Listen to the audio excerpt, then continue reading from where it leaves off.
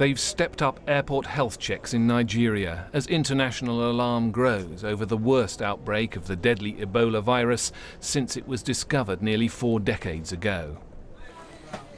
With concern that this health crisis is spinning out of control, the World Health Organization is holding an emergency meeting. It could declare a global health emergency, imposing travel bans and border controls on affected countries. But some say more should have been done earlier. On several occasions we have repeated that the epidemic is far from being controlled, and I think today, unfortunately, we are very far from controlling it. This most deadly Ebola outbreak has so far affected 4 countries in West Africa: Guinea, Sierra Leone, Liberia and now Nigeria.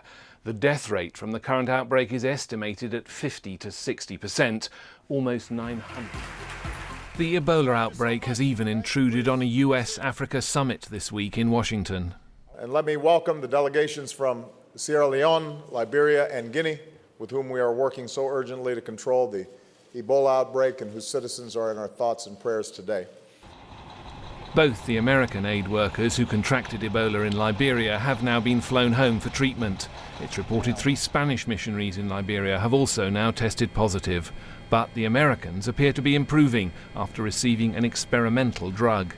The company is trying to scale up on the production. It's difficult to produce these particular types of antibody cocktails, and it's not at the level of being able to mass produce. British Airways has said it's suspending its flights to and from Sierra Leone and Liberia for the rest of this month. In Europe and the United States, the authorities and airlines are monitoring this outbreak closely. The risk of transmission here is said to be very low. And Ebola is containable, but the countries currently affected urgently need more outside help to prevent this becoming an even bigger crisis in the region. Nick Childs, BBC News.